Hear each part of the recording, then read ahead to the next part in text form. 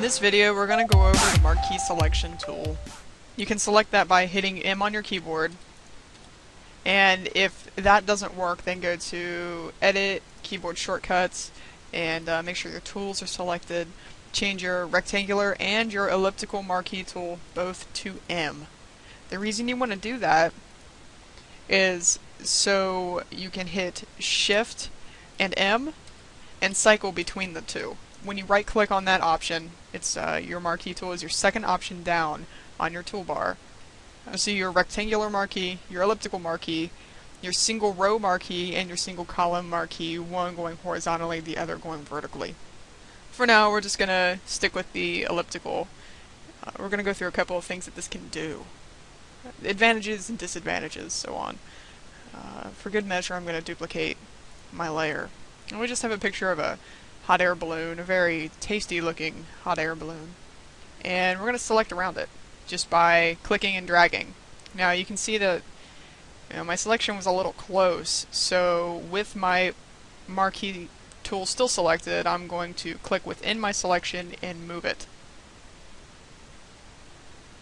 And there we have like the perimeter actually pretty good. None of the balloon is cut off on any side. As you can see, there are a bunch of marching ants, or whatever you want to call that, kind of around the selection. Not only is it easier to see what you have actively selected because of that, it also gives the tool its name. As you would see on like a marquee news ticker, this is the animation that you would see the news going across your screen or across the building.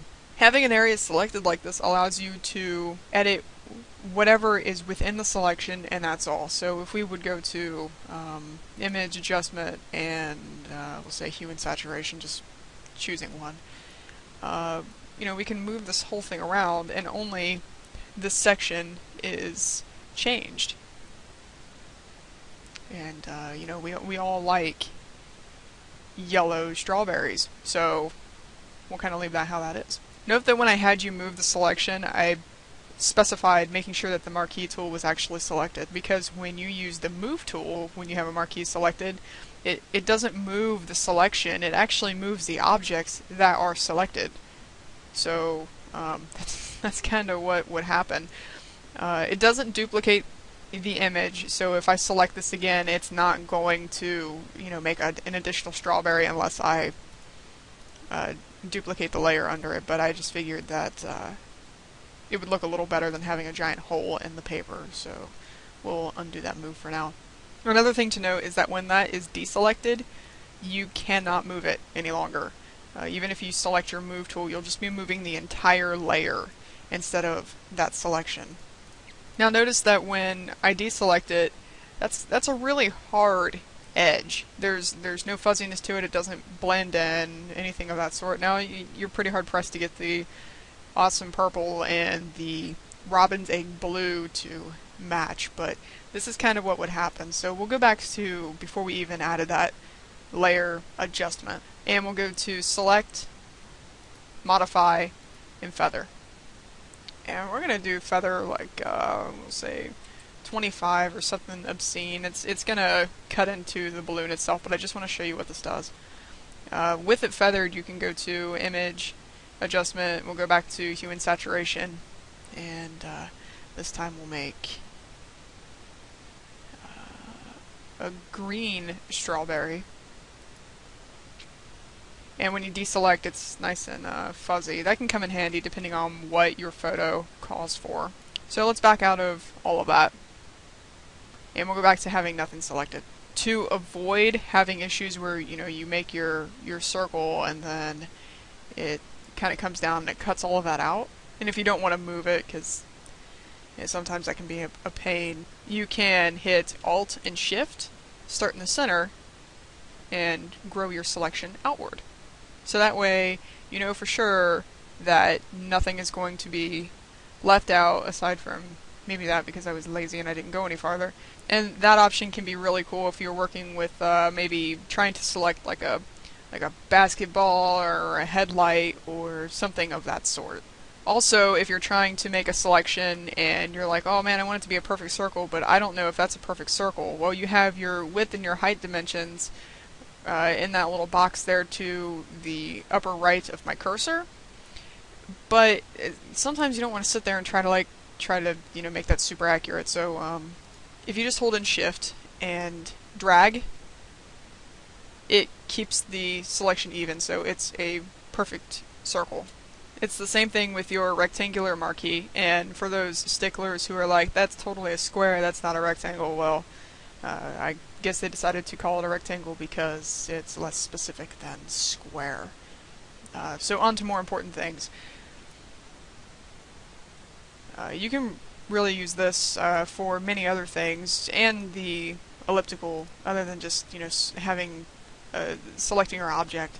So if I wanted to make like a banner or title or something, and we'll make it a really ugly yellow color, and we'll call it we'll make the inside of it the same color as this strawberry, or just about.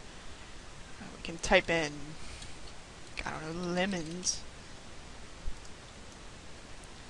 And obviously we're telling everybody that this red strawberry with the yellow seeds is actually a lemon. So if you go over to your single row marquee and your single column marquee, and you make, a selection, you can't fill it in. It's seriously just a single row. So if you make an additional layer and you want to select somewhere, like you want like a line going off to the side, you can hit stroke. We'll make it something crazy. We'll make it like 50 pixels. That way it'll kind of give us like a side border, or maybe not. We can just move that over. That's really what that does. And when you select off to the side, it doesn't deselect as if you were using the elliptical marquee or the rectangular marquee, because if I click, it deselects. The program just assumes that if you're using single row, you're just going to go single row, single row, single row, and go, all the way down or all the way over to the side, however you would want to do that. There are many things that you can do with your marquee tools. They're pretty powerful, but they are limited. It's not like you're using your lasso tool where you can select any sort of shape, or your polygon lasso where you can, make just some random polygon. They are limited to those kinds of shapes, so don't expect too much, but play around with it, get used to the tools, because you'll use them a lot in any sort of editing.